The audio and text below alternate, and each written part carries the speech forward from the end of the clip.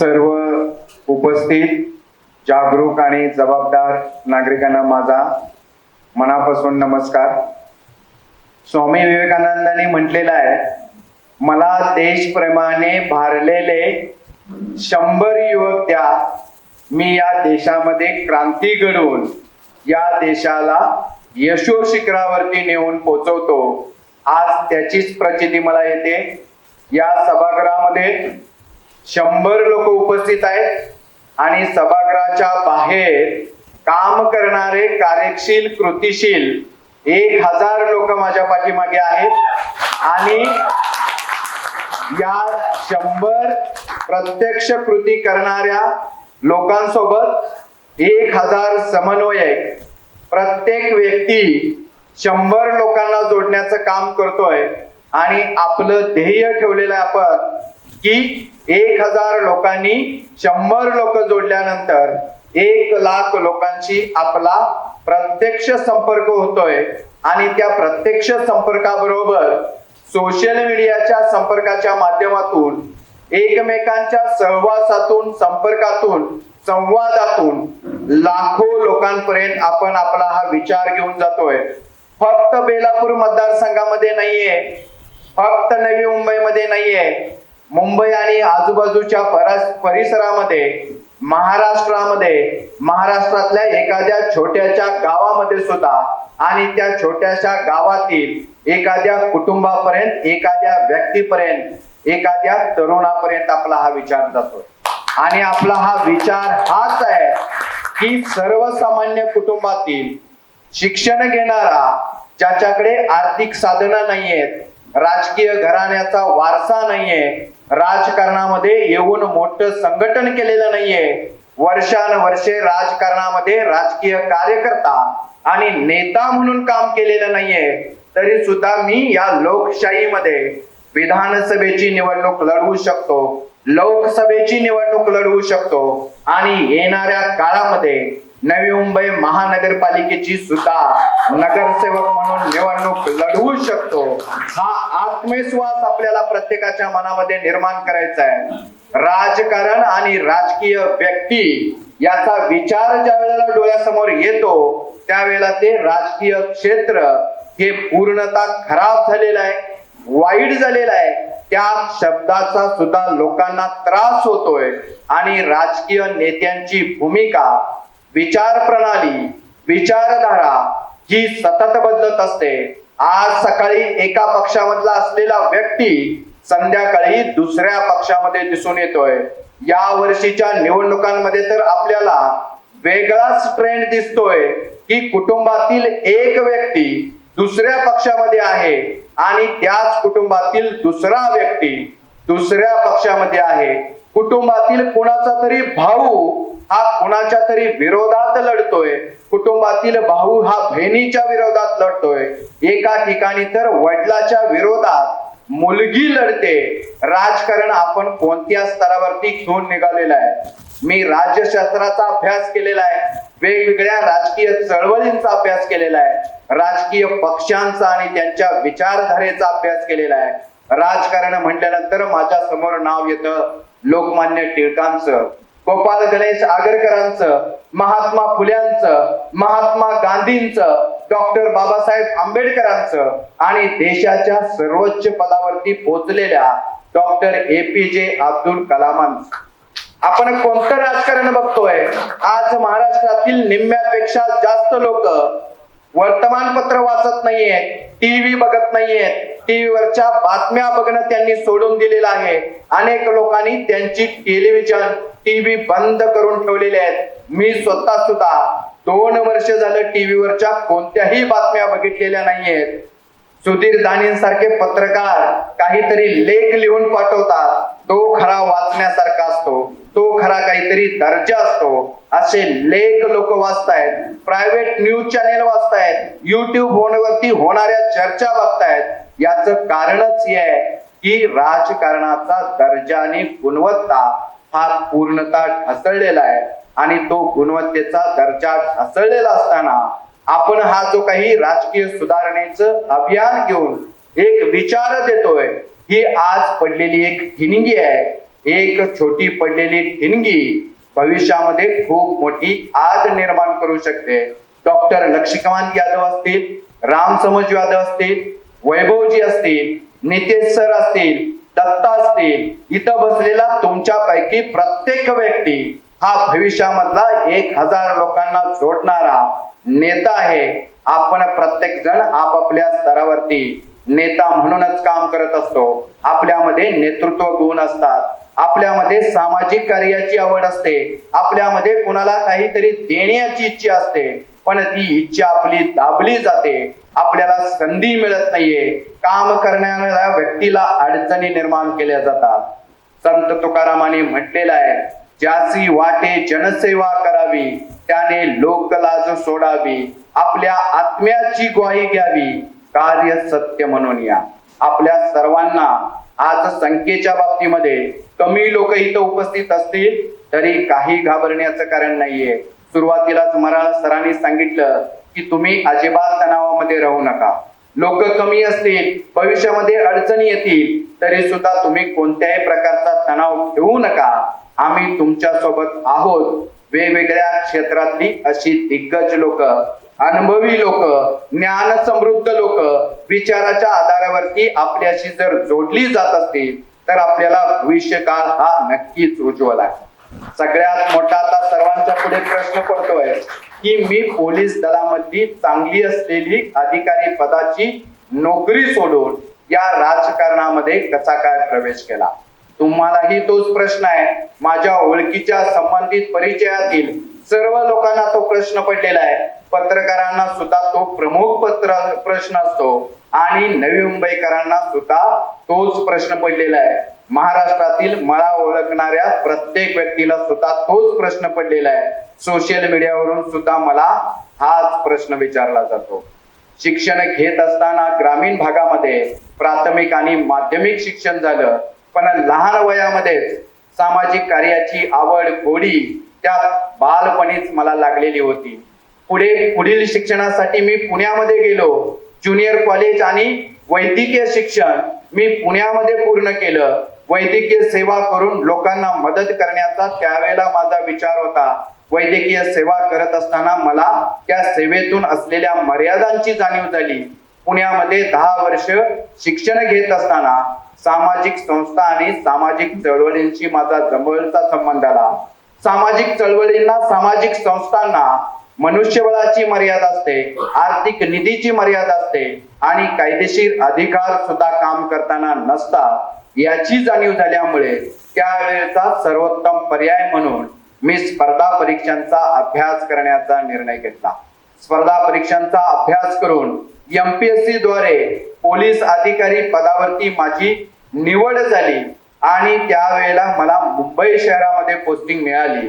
मुंबई सारख्या शहरामध्ये ज्या वेळेला पोस्टिंग मिळाली त्यावेळेला या मुंबईमधून आपण परत जायचं नाहीये हा विचार मी त्यावेळेलाच निश्चित केलेला होता. मुंबई ही महाराष्ट्राची राजकीय राजधानी आहे.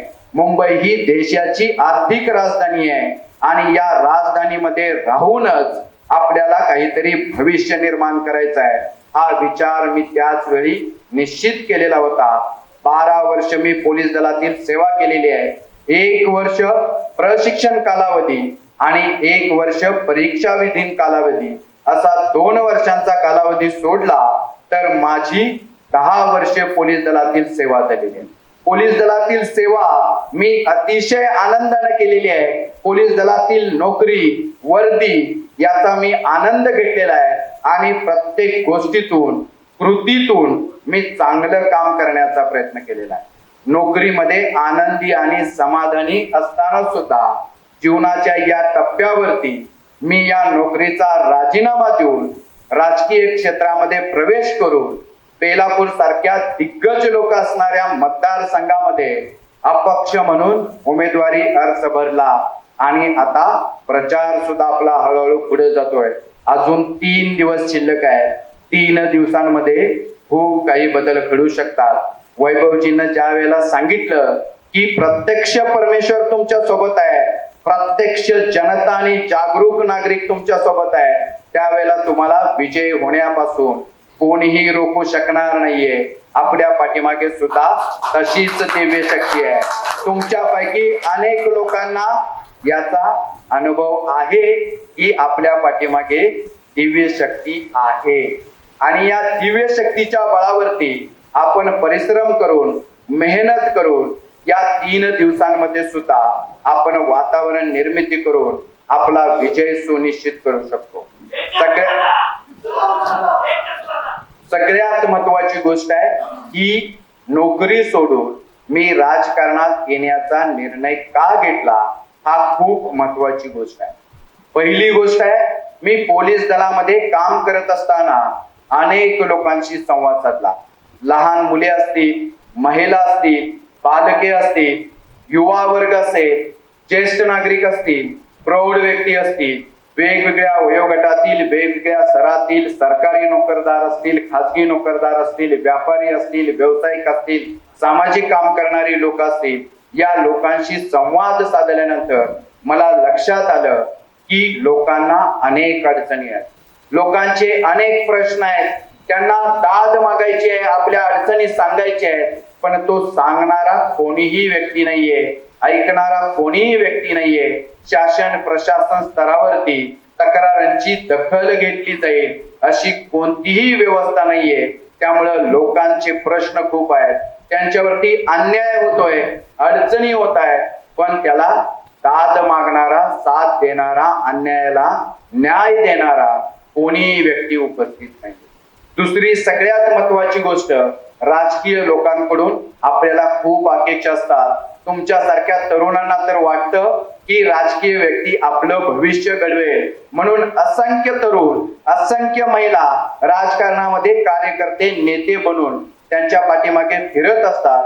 वर्षानुवर्षे त्या नेत्यांच्या पाठीमागे फिरून सुद्धा त्यांना सुद्धा काही मिळत नाहीये. समाजामध्ये अन्याय वाढत चाललेला आहे.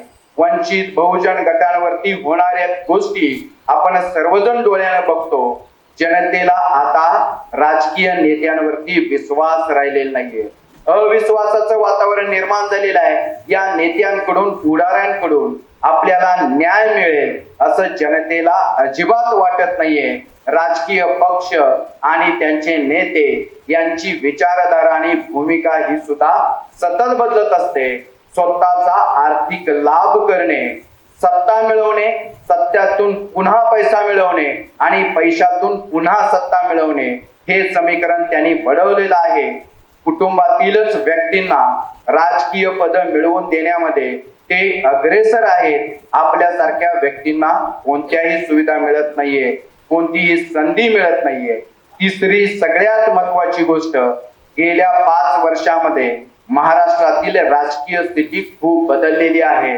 सुरुवातीला एक पक्षामधून एक युती बनवून निवडून आलेल्या लोकांनी दुसऱ्या पक्षाशी, दुसऱ्या आघाडीशी युती केली आणि तिथूनच महाराष्ट्राच्या राजकारणाला उतरती कळा लागली. येणाऱ्या काळामध्ये आपण सगळ्यांनी बघितलं की महाराष्ट्रातलं वातावरण कशा पद्धतीनं दूषित झालंय. आज 8 पेक्षा जास्त पक्ष आपापसामध्ये लढण्यामध्ये दंग आहेत. ते आपापसामध्ये कुरघोडी करण्यामध्ये, एकमेकांवरती टीका टिप्पणी करण्यामध्ये दंग आहेत. पण महाराष्ट्रातील युवकांची स्वप्न भंग होत आहेत. महाराष्ट्रातील महिला मुलींवरती अत्याचार होत आहेत. ज्येष्ठ नागरिकांच्या समस्या आहेत. महागाईमध्ये वाढ झालेली आहे. भौतिक सुविधा चांगल्या मिळत नाहीयेत. खड्ड्यांशिवाय रस्ते कुठेही दिसत नाहीयेत. शेतकऱ्यांच्या शेतीमालाला भाव मिळत नाहीये. नोकरी, रोजगार, व्यवसाय करणाऱ्यांची आर्थिक स्थिती ढासळलेली आहे. या गोष्टींचा ते जराही विचार करत नाहीत. ते आपल्याला काय संदेश देतात? राजकारण हे क्षेत्र चांगलं नाहीये, या क्षेत्रामध्ये चांगल्या लोकांनी येऊ नये. मला तुम्हाला या व्यासपीठावरूनच सांगायचं आहे, राजकीय क्षेत्र हे चांगलं आहे. यापूर्वी अनेक चांगल्या लोकांनी, अनेक उच्च शिक्षित लोकांनी, उद्योजक, व्यापारी, व्यवसायिनी, तरुणांनी या क्षेत्रामध्ये प्रवेश केलेला आहे आणि राजकारणाला चांगलं क्षेत्र ठरवलेलं आहे. आज राजकीय क्षेत्र चांगलं नाही असं नाही, तर राजकारणामधली जी व्यक्ती आता आहे ती चांगली नाही आणि त्या व्यक्तींना खऱ्या अर्थानं बदलण्याची गरज आहे. राजकीय क्षेत्र हे आपल्यासाठी चांगलं नाही असं सांगून ते आपलं लक्ष विचलित करतात. त्यांच्यासाठी राजकीय क्षेत्र चांगलं आहे त्यांच्या कुटुंबातील मुला मुलींसाठी ते चांगलं आहे, त्यांच्या कुटुंबातील पती पत्नीसाठी ते चांगलं आहे. फक्त आपण या क्षेत्रामध्ये येऊ नये म्हणून ते आपल्याला राजकीय क्षेत्र चांगलं नाही असं म्हणतात. इथं बसणाऱ्या प्रत्येकाला मी सांगेन की आपल्याला पूर्ण वेळ राजकीय कार्यकर्ता होण्याची अजिबात गरज नाहीये. आपलं काम करून, आपला व्यवसाय करून, आपली नोकरी करून, आपलं शिक्षण करून आपल्याला पूर्ण वेळ राजकीय व्यक्ती बनण्याऐवजी आपल्याला तात्पुरत्या स्वरूपात लोकसंघटन करण्याची गरज आहे. आपलं व्यक्तिमत्व सुधारण्याची गरज आहे. आपल्या ज्ञानामध्ये, माहितीमध्ये भर घालण्याची गरज आहे. आपल्या कायदेशीर आणि प्रशासकीय कामाची माहिती घेणं गरजेचं आहे. आणि अशा पद्धतीनं आपल्याला स्वतःला ज्ञानी समृद्ध बनवण्याची गरज आहे. आणि असं करत असताना, आपण स्वतःच जीवन चांगलं करत असताना, स्वतःच काम व्यवस्थित करत असताना, आपल्या सोबत जी लोक आहेत, आपल्या संबंधित जी लोक आहेत, त्यांचं जीवन चांगलं करण्यासाठी आपल्याला प्रयत्न करायचा आहे. आणि सगळ्यात महत्वाची गोष्ट आहे, तरुण मुलांनी या क्षेत्राकडे मोठ्या प्रमाणावरती येणं गरजेचं आहे. तरुणामध्ये जी ताकद आहे, तरुणामध्ये जी ऊर्जा आहे, तरुणामध्ये जी शक्ती आहे, तरुणामध्ये काही अशक्य ते शक्य करून दाखवण्याची जी धमक आहे, ती धमक खूप महत्वाची आहे.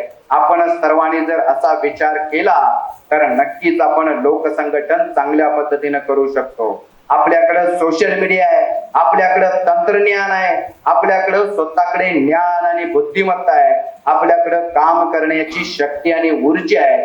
या सर्व गोष्टींचा आपण वापर केला तर नक्कीच आपण यशस्वी होऊ शकतो. आणि हाच विचार घेऊन मी या राजकीय क्षेत्रामध्ये आलेला आहे. आज आपलं वय 36 वर्ष असल्यामुळे आपल्याला भविष्यामध्ये 25 वर्ष काम करण्याची संधी आहे. आज आपली सुरुवात छोटी जरी झालेली असेल, नदीचा उगम हा छोटाच असतो. सुरुवातीला एका ओहळानं नदीची सुरुवात होते, पण ज्या वेळेला ती नदी समुद्राला पोहोचत असते आणि त्या नदीला ज्या वेळेला पूर येतो, त्या पुराला बघून भल्या भल्यांना धडकी भरलेली असते. छत्रपती शिवाजी महाराजांनी सुद्धा निवडक 14 मावळ्यांचं हिंदवी स्वराज्य स्थापन करण्याची शपथ घेतलेली होती. आणि वयाच्या 50व्या वर्षी हिंदवी स्वराज्य त्यांनी प्रत्यक्षात उतरवलेलं होतं. आपण सुद्धा असंच हिंदवी स्वराज्य, जनतेचं राज्य निर्माण करण्यासाठी जागरूक आणि जबाबदार नागरिकांना सोबत घेऊन आपण काम करतोय. आपला कोणताही पक्ष नाहीये, आपली कोणतीही विचारधारा नाहीये. जागरूक जबाबदार नागरिक हाच आपला पक्ष आहे. आणि जनतेचे प्रश्न सोडवले, त्यांच्या अन्यायावरती न्याय मिळवून देणे, जनतेचे जे प्रश्न आहेत, अडचणी आहेत, त्या सोडवून त्यांच्या जीवनामध्ये सकारात्मक बदल घडवणे, हीच आपली विचारधारा आहे. आपल्याला लोकांचे प्रश्न सोडवायचे आहेत, लोकांच्या अडचणींना न्याय मिळवून द्यायचा आहे, त्यांच्यासाठी चांगली व्यवस्था निर्माण करून द्यायची आहे. हाच विचार घेऊन आपण राजकारणामध्ये आलेला आहे. आता नवी मुंबई आणि बेलापूर वासियांचे जे प्रश्न आहेत, ते प्रश्न आपल्याला लक्षात घेणं गरजेचं आहे. पाठीमागच्या 3 महिन्यांपूर्वी नवी मुंबईमध्ये महिला अत्याचाराच्या महत्वाच्या घटना घडलेल्या होत्या. आपल्या महिला सुरक्षित नाहीयेत, कुटुंबातील मुली सुरक्षित नाहीयेत, लहान बालकांवरती अत्याचार होतात, कुठेतरी बिल्डिंग पडते, कुठेतरी मोठा अपघात होतो, हॉस्पिटलला आग लागते, आपलं जीवन असुरक्षित झालेलं आहे. पहिली आपल्याला गोष्ट लक्षात ठेवायची आहे, आपल्याला जीवनाची सुरक्षितता नाहीये. आपत्ती व्यवस्थापनाची कोणतीही योजना आपल्याकडे व्यवस्थितपणे राबवली जात नाहीये. सकाळी घरातून बाहेर पडल्यानंतर संध्याकाळी आपण सुखरूपपणे घरी पोहोचू की नाहीये याची शाश्वती आपल्याला राहत नाहीये. म्हणजे जीवनाची सुरक्षितता नसताना जीवनाचा दर्जा आणि गुणवत्ता सुद्धा ढासळलेली आहे. ट्रेनमध्ये आपण प्रवास करतो, बसमधून आपण प्रवास करतो, खाजगी वाहनातून, आपल्या कार मधून, टू व्हीलर मधून आपण प्रवास करतो, त्यावेळेला अपघात होणारच नाहीये याची सुद्धा शक्यता नाकारता येत नाहीये. एवढं आपलं जीवन असुरक्षित झालेलं आहे. दुसरी सगळ्यात महत्वाची गोष्ट आहे शासकीय सेवा आणि योजना. वेगवेगळ्या विभागांच्या वेगवेगळ्या शासकीय सेवा आणि योजना या वेगवेगळ्या ठिकाणी दिल्या जातात. शासकीय सेवा आणि योजना या चांगल्या पद्धतीनं आणि वेळेमध्ये देण्यासाठी सरकारी विभाग काम करत असतात. पण माझा असा अनुभव आहे, जी व्यवस्था लोकांना मदत करण्यासाठी नेमलेली आहे तीच व्यवस्था लोकांचं काम होऊ नये म्हणून काम करत असते. लोकांना अडचणी निर्माण करण्यासाठी प्रयत्न करत असते. लोकांचं काम न झाल्यामुळं लोकांनी त्यांना काहीतरी आर्थिक लाभ करून द्यावा या विचारानं ती काम करत असते. आणि ते काम होण्यामध्ये त्या व्यवस्थेतील लोकांचा दोष नाहीये. ते कनिष्ठ पदावरती काम करत असतात. वरिष्ठ पदावरती शासन स्तरावरती प्रत्येक वरिष्ठ अधिकारी कनिष्ठांपैकी नेमणूक करण्यासाठी मोठ्या प्रमाणावरती भ्रष्टाचार होत असतो. पैसे द्यावे लागतात आणि ती पैसे देण्याच्या या प्रक्रियेमुळे सर्वसामान्य नागरिकांचं काम होत नाहीये. सर्वसामान्य नागरिकांकडून चिरीमिरी मागितली जाते, पैशाची मागणी केली जाते. याला कारणीभूत कोण आहे? तर वरती बसलेले जे सत्ताधारी आहे. या शहराचं जे निर्णय घेणारे जे लोकप्रतिनिधी आहेत, ते लोकप्रतिनिधी या शहरामध्ये जे सरकारी अधिकारी यांची नेमणूक करत असतात. त्या अधिकाऱ्यांची नेमणूक करत असताना मोठी आर्थिक देवाणघेवाण करत असतात आणि त्यामुळे सर्वसामान्य नागरिकांना सरकारी कार्यालयामध्ये चांगल्या सेवा मिळत नाहीये. तिसरी सगळ्यात महत्वाची गोष्ट आहे आपल्या पुढं असलेल्या शिक्षणाचा प्रश्न, युवा विकासाचा प्रश्न. आज मोफत शाळा शिक्षण देणाऱ्या शाळा बंद केल्या जातात. जिल्हा परिषदेच्या शाळा असतील, महानगरपालिकेच्या शाळा असतील, मराठी शाळा असतील, या बंद करण्याचं सरकारचं धोरण आहे. अनुदानित शाळा बंद करण्यात आलेल्या आहेत. विना अनुदानित धोरण शासनानं राबवलेलं आहे. तुम्ही तुमची शाळा निर्माण करा आणि तुम्हाला पाहिजे तेवढी फी तुम्ही आकारा, अशा प्रकारचं शासनाचं धोरण आहे. राईट टू एज्युकेशन हा आपल्याकडं कायदा केलेला आहे, पण तो कायदा करून सुद्धा 8वी पर्यंत आपल्याला मोफत आणि चांगल्या दर्जाचं शिक्षण मिळत नाहीये. परदेशांमध्ये 12वी पर्यंत शिक्षण हे पूर्णतः मोफत देण्यात येतं. आपल्याकडं ते शिक्षण मोफत फक्त कागदावरती आहे. मोफत शिक्षण देणाऱ्या जिल्हा परिषदेच्या, महानगरपालिकेच्या आणि अनुदानित शाळा बंद करून शासन एक प्रकारे तुमच्या सोबत खेळच करत आहे. त्या शाळांबरोबर खाजगी शिक्षण संस्था निर्माण केलेल्या आहेत आणि खाजगी शिक्षण संस्थांमधून भरमसाठ फी आकारली जाते. त्या शाळेचं इन्फ्रास्ट्रक्चर फक्त मोठं असतं, पण त्या शाळेमध्ये शिकवणाऱ्या लोकांना चांगला पगार मिळत नाहीये. त्या शाळेमध्ये काम करणाऱ्या, नोकरी करणाऱ्या लोकांना चांगला पगार मिळत नाहीये. तुमच्याकडून फक्त जास्त फी आकारली जाते आणि शाळे व्यतिरिक्त अन्य गोष्टींसाठी भरपूर प्रमाणामध्ये पैसे खर्च करण्याच्या त्यांच्या या योजना असतात. याच्यावरती आपण विचार करणं गरजेचं आहे. शिक्षण हे आपल्यासाठी खूप महत्वाचं आहे. वयाची 25 वर्षापर्यंत एखादा व्यक्ती शिक्षण घेत असतो आणि 25 वर्षानंतर पुढचं 25 वर्षाचं, 40 वर्षाचं त्याचं जीवन त्या घेतलेल्या शिक्षणावरती निश्चित होत असतं. पण आपल्याला जर शिक्षण व्यवस्थित मिळालं नाहीये, चांगलं शिक्षण न घेतल्यामुळे आपल्याला नोकरीची, रोजगाराची संधी नाही मिळाली, तर युवक तणावामध्ये जातात. त्यांना टेन्शन आल्यामुळं ते व्यसनाधीनतेकडे वळतात आणि व्यसनाधीनतेकडे वळल्यानंतर गुन्हेगारीकडे सुद्धा वळतात आणि समाजामध्ये गुन्हेगारी वाढण्याचं कारण सुद्धा युवकांना व्यवस्थित शिक्षण न मिळणे, रोजगार न मिळणे, नोकरी न मिळणे हे सुद्धा महत्वाचं कारण आहे. चौथी सगळ्यात महत्वाची गोष्ट आहे इथले स्थानिक गाववाले, भूमिपुत्र यांचे प्रश्न.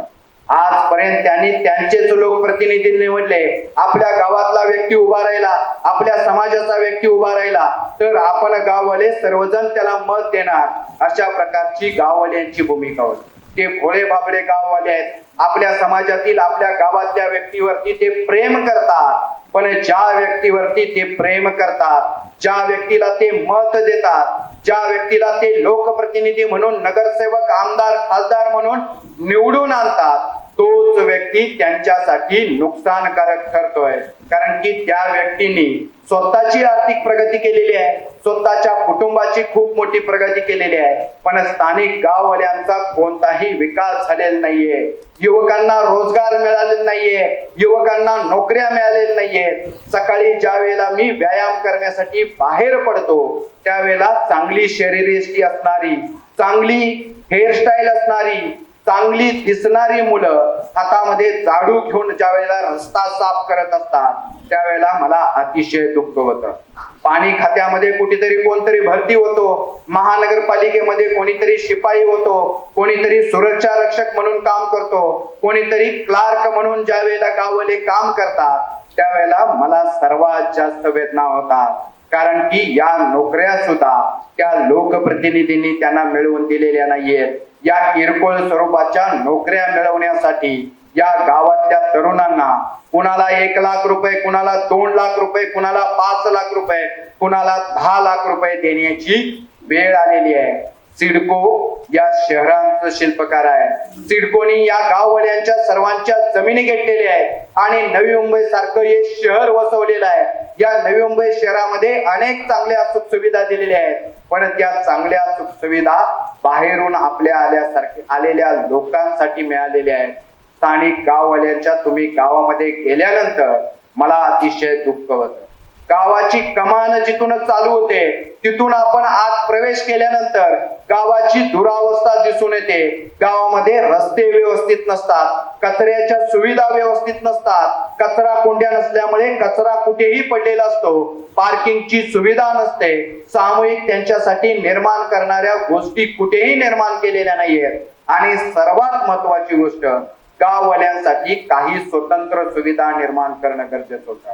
जशी शिक्षणाची सुविधा 4-5 गावांसाठी एक स्वतंत्र शिक्षण संस्था निर्माण करणं गरजेचं होतं, ती कुठेही निर्माण करण्यात आलेली नाही. गाववाल्यांसाठी स्वतंत्र रुग्णालयाची गरज होती, ते कुठेही निर्माण करण्यात आलेलं नाहीये.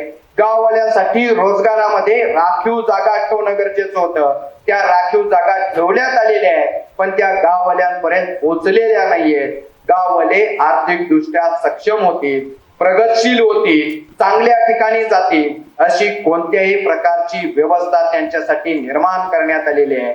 सामाजिक सांस्कृतिक कोणत्याही गोष्टी या गाववाल्यांसाठी निर्माण करण्यात आलेल्या नाहीयेत.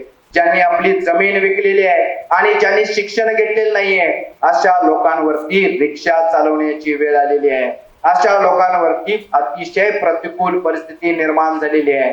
मी या माध्यमातून गाववाल्यांना आव्हान करतो की आता माझ्या जातीचा, माझ्या समाजाचा, माझ्या गावाचा याचा विचार करण्यापेक्षा पहिल्यांदा तुम्ही तुमच्या स्वतःचा विचार करा, तुमच्या कुटुंबाचा विचार करा, तुमच्या शिक्षणाचा विचार करा, तुमच्या रोजगाराचा विचार करा, तुमच्या प्रगतीचा विचार करा, तुमच्या भविष्याचा विचार करा.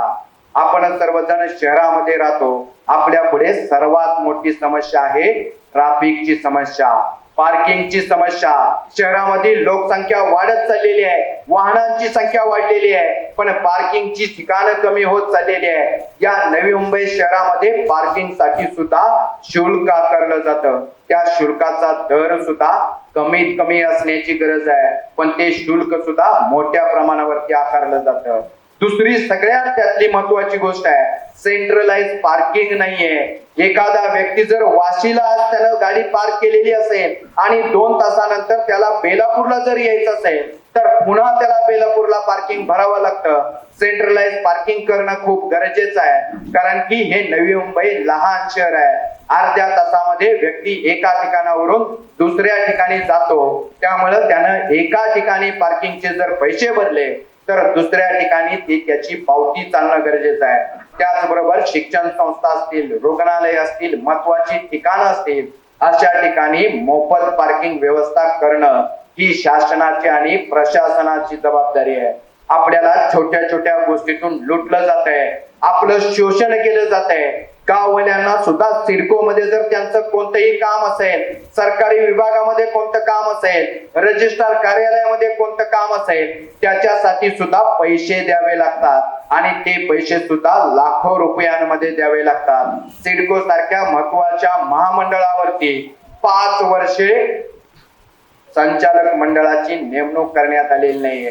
शेवटच्या 20 दिवसामध्ये संचालक मंडळाची नेमणूक करून महाराष्ट्र शासनानं एक प्रकारची आपणा सर्वांची थट्टा केलेली आहे. अशा प्रकारे अनेक भूमिपुत्र आणि गाववाल्यांच्या अनेक समस्या आहेत. त्या समस्यांवरती आपल्याला गांभीर्याने विचार करून त्याच्यावरती काम करणं गरजेचं आहे. ट्रॅफिकची समस्या तर मी सांगितलेलं आहे. रस्त्यामध्ये खड्डे वाढत चाललेले आहेत. खड्ड्यांमुळं आपल्या वाहतुकीचं व्यवस्थापन व्यवस्थित होत नाहीये. आपल्या प्रवासामध्ये वेळ वाढतोय आणि आपल्या संपूर्ण जीवनावरती सुद्धा त्याचा परिणाम होतोय. अनेक अपघात होऊन अनेक कुटुंबांना जखमी व्हावं लागलेलं आहे. अनेक लोकांचे या अपघातामध्ये बळी सुद्धा गेलेले आहे. काही कुटुंबातील कर्ते पुरुष युवा हे सुद्धा या अपघातामध्ये बळी पडलेले आहे.